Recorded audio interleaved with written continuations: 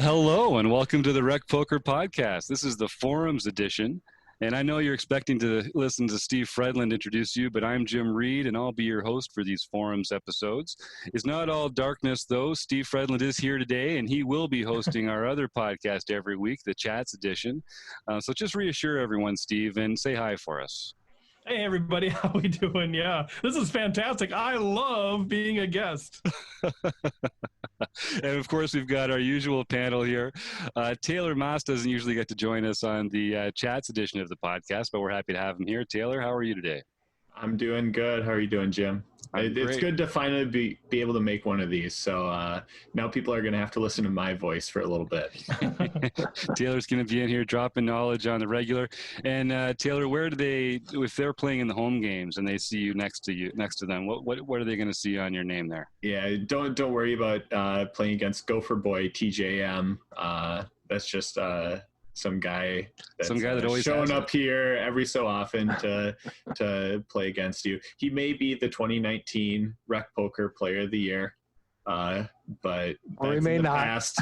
$1 to slow roll Gopher Boy TJM. That's still out there. We don't need to comment on that, but he is the one and only. I am the one and only successful slow roller in the home game. So. Nice. And Rob, where can they find you in the home game there? Radman50 is my PokerStars, and I'm on Twitter at Radman50, so you can contact me on Twitter. But yeah, in the home game, I'm Radman50, and right now I'm sitting directly to the right of Poker Geek, Minnesota. Uh-oh, John, do you have anything to say about that? We're getting at it in the home game already. Well, I am have to actually launch my PokerStars because I forgot completely about it. But I am Poker Geek MN. Yeah, he's sitting out. Don't tell him, Rob. Well, it's no fun. You know, it's like there was this thing going on about Eric Seidel was playing online and somebody was out and he kept collecting his blinds. And there was something in the past where another guy, it happened, and he sat out until the other guy showed up. Oh, wow. So there was some controversy about that. So I wanted to let Poker Geek know that he was sitting out. I didn't want to take his chips just because he wasn't there. Did you hear about the rec you poker? Can get them faster if I'm here. Well, there is that too. There's a rec poker version of that story too, Rob. Oh yeah? The July Tournament of Champions, one Spot Conlon or Dan Kennedy was sitting out, and Gopher Boy TJM messaged him and said, "Hey, what are you doing? You're sitting out of the Tournament of Champions." And 2.5, 3 hours later, he takes down the Tournament of Champions and gets himself a silver pin. Nice. Wow. There's a rec poker version of that story now. And he gave you props on Twitter for it. Yeah. Well, if you're sitting out and you forget about it and go on to win the tournament, you gotta thank the person who told you. Oh, so he signed up and then forgot. Yeah. Oh, I see. Okay. And now he's got a silver pin and a great story to go along with it. I really want one of the silver nicest pins, guy in poker, Taylor Maas.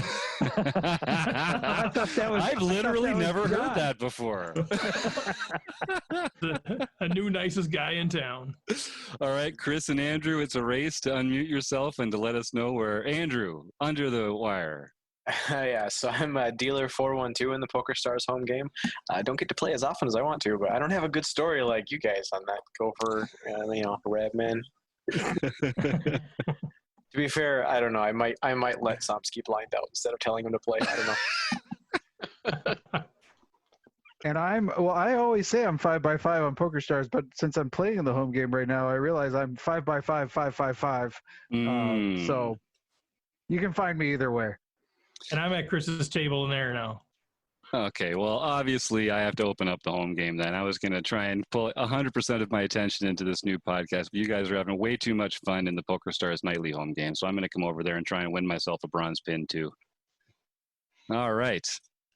And I'd like to thank, of course, our wonderful sponsors, Running Aces Casino, Racetrack, and Hotel, Learn Pro Poker, and Website AMP. We couldn't do anything that we do without those the support from that group. And they made a smart bet because now they're getting out here twice a week with us. Talk about some savvy folks right there. So it's a new podcast. We're going to be doing this every week. We're going to take one discussion post from the rec.poker forums, and we'll get into it in a little more in depth here. We'll bring all the wizards in to talk about it. And from time to time, we hope we'll even bring in a couple of the more active forum posters in and talk to them face to face right here with everyone else in Rec Poker Nation. So the first one we want to look at today, one of my favorite members, Razy Daisy, the one and only Rick Day, a titan of the poker scene, if anyone is. He's got a hand in here in our cash players group, talking about hand reading, resources, tips, and practice exercises. So I'll just read his question, and then we can talk about it here amongst the group. Does anyone have, this is Razy Daisy, the one and only.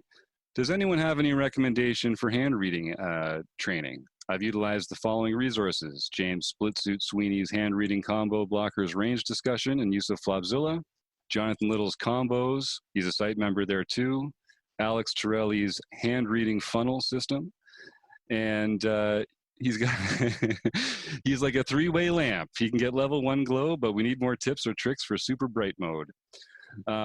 So when he's talking about in live cash games, he's having trouble going through the process of making hand reading exercises, and hoping we can give him some tips. So does anybody have any thoughts right off the top when it comes to hand ranging or hand reading, or ways to put your opponent on a more precise set of hands? Well, I can start because I responded to his post with a little bit of a tip. And I think one of the best ways to do what he's talking about is like not being sure, like being able to do the work and do the hand ranging off the felt, but on the felt, it's sort of like it sneaks up on you and you don't have time to like 1, 2, okay, how many combos or whatever, is really to start.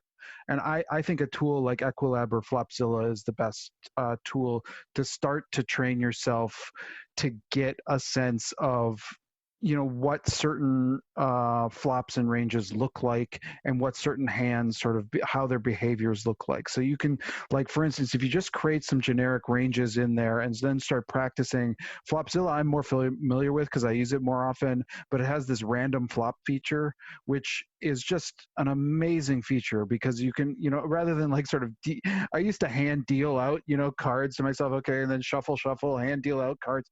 You can just keep doing that, boom, boom, boom, and it does all the math for you, so you can start to see like, okay, if I'm defending with Jack 9 of spades on and somebody's open from, you know, a position like the cutoff, and I get a board that's all low cards where I've got, you know, above the, you know, it's like 8-4 deuce, right? What kind of equity do I have? What kind of equity does my opponent have? What kind of, you know, turns and rivers really change this board a lot? What should I approach that with the Jack 9? And you can start to see those things a lot better and start to identify certain patterns of flops, which I think is immensely helpful to sort of hand reading and hand ranging. Because once you can start to identify, you know, what a pattern looks like, you can then start to like really narrow in what an opponent might be playing in those spots. Yeah, and I find the visual aid that Flopzilla and Equilab, just for my brain, it's really helps me visualize it in real time at the table when I can look up at that graph, that chart, that grid, and even position by position, you can sort of train yourself, internalize the process of visualizing where those gaps are too. And it's really just about evaluating those cusp hands, you know, when to include them and when not to. So that visual guide is great. Sorry, Taylor, did you have something you wanted to say there? Yeah, I was just going to add a few more things. Like Flopzilla is great, but it also kind of takes a certain level of proficiency when it comes to like actually like hand ranging and understanding what values look like and stuff like that. For me personally, the way that I improved my hand ranging was hand ranging myself when I was playing hands. You understand how you play hands, and then just kind of, you know, put yourself in a spot and say, okay, here I am in this hand and I'm raising the button. What do I raise the button with? Boom. Now you can understand part 1A of hand ranging. Then you get to this flop and you're like, okay, well, what am I going to continuation bet? What would I not continuation bet?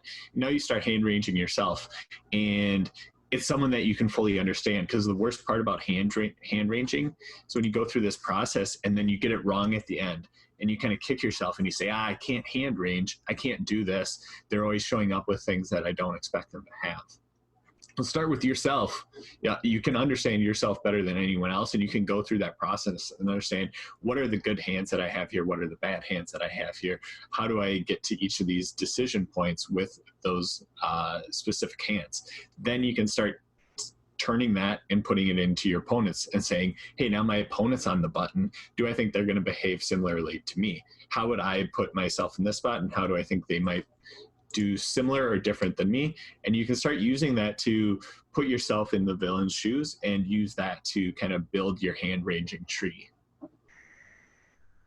I love that. And further to that, when you're talking about ranging yourself, when I was practicing hand ranging, one thing that I found was really helpful, I'm an online player mostly, so I use Poker Tracker 4, and I've got, years of hands in there. So a neat trick when I was practicing is I would pull some of my own hands from 6 months ago, 3 months ago, when I didn't remember the action, and I would just toggle off in the replayer to show hero's hands. So my cards would be down, and I would, just as Taylor says, I would actively go through the hand and hand read myself, because I know what my opening ranges are. I know what my 3-betting ranges are, but I don't know what my hands are in this spot. So going through street by street, gradually making the range smaller and smaller, and then at the end, I'm kind of giving myself a bit of a leg up, because I know it's not going to be some weird random holding that I made a bad assumption about. I'm at least going through the process of tightening the range on every street according to good assumptions. So that's a great way to do it too. Yeah, but you can, I think, who was it? Razy Daisy even said in there the idea of just dealing out flops and that kind of thing, as Chris was referring to earlier. That's also just a good way to get an idea of like how well does this holding do on a variety of different textures and that. I think for going into it right away, and he talked a little bit that he doesn't use a HUD, so he needs to try to come up with that range of hands that each opponent has. And I think the initial look at the range that somebody has a lot to do with the type of player he is, right?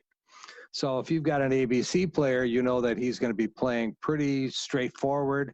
If you see him folding, like me, you see a nit like me, folding, and then all of a sudden I get involved, you know that it's going to be a very tight range.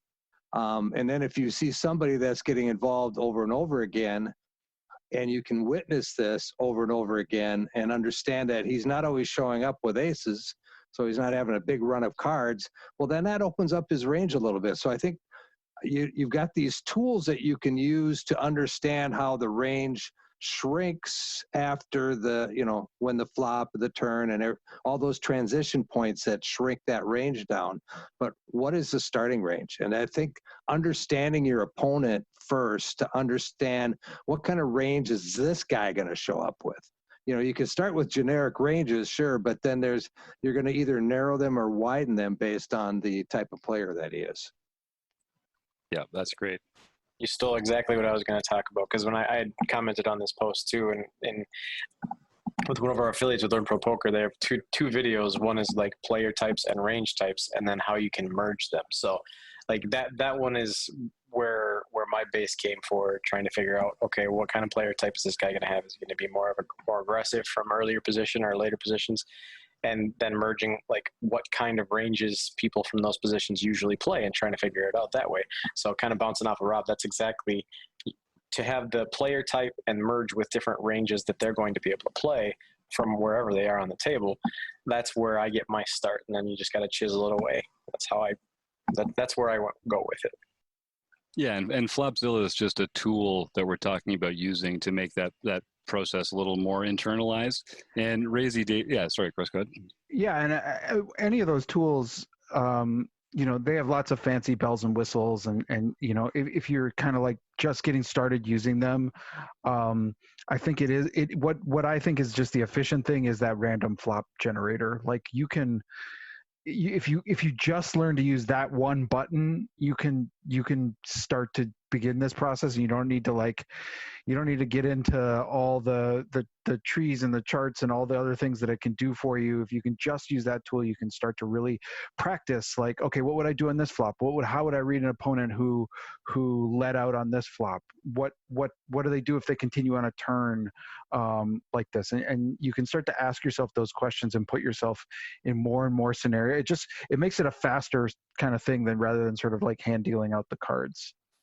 Yeah, and it just gives you another way of internalizing it, I think, which is so important because, again, when you're actually playing live, it's not about making the exact decision to the fourth decimal point. It's really just about making good decisions quickly and, using your mental resources effectively. So the more of this stuff you can internalize in the lab, the easier it'll be, 100%. And I guess just while we're still talking about Flopzilla, there are some other fun tricks if you're building your own ranges. Chris and Rob, I know you guys work with it a lot. It has ways to compare range equity versus range equity, but also hand equity versus range equity and things like that. So if you're building your own ranges, you can really examine those cusp hands and see, is this really a hand I want to be opening here? Because it just doesn't have the right kind of equity for that. So it is a pretty sophisticated tool. We don't get any money for people buying Flopzilla, but it's a great program. So we have to tell people, if you're interested in working on that part of your game, go and get Flopzilla. Equilab is also a great program. It's free. From pokerstrategy.com, another site that we are not at all affiliated with. We just love sharing good information with Rec.Poker Nation. So Razy Daisy, I hope that helps. I agree with you. Counting combos in real time is hard, man. So let's just find a way to make it easier on ourselves by putting some time in on the lab. And then we just got to trust our gut. We just got to educate our gut, and then we got to trust our gut. And then I think we'll be in good shape for that. Does anybody else want to add anything before we hightail it on out of here? I just had one more piece that we hadn't really talked about, but another big thing when you're going through hand ranging is remembering the action that's happened up until that point. When you're making those hand ranging decisions, it's usually on the river.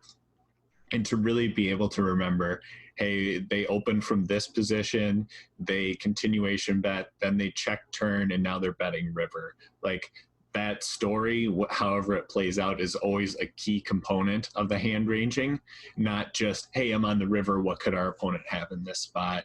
Because the action is going to really tell you the story of what they could have in this position. Yeah, I love that. All right. Well, thanks, Chris. Steve, you want to jump in there? Well, no, I was just going to say, like, as it pertains to, the learning style for people too, I'm guessing it's different for different styles. Like for me, I just think as much as I'm an analytic, those tools are great. I've tried them, and I'm just like, for whatever reason, I think for me, hand ranging needs to be discussion based, back and forth kind of thing. So I think, what we're kind of recommending is good for a lot of personalities, but some might have different learning styles that might require something different as well. Mm-hmm. And some of it's just going to be finding someone to help you go through this stuff with. So whether that's someone in the community here, some poker buddies near your house, whether it's with someone through the wrecking crew, find someone to talk to about this stuff. And it really just takes repetition and practice going through the process of making that range smaller on every street. And there is a Rec Poker learning seminar on this subject that Chris Jones put together with the rest of us, I believe, in March. So premium members at rec.poker can go and take a look at that anytime. I think part 2 has to do with this exact subject. So without any further ado, I know we want to keep these new podcasts short and sweet and full of strategy content. So I guess I'll just thank Running Aces, Hotel, Casino, and Racetrack, Learn Pro Poker, Website Amp, and this fantastic panel for helping me talk through this stuff. We'll see you all next week.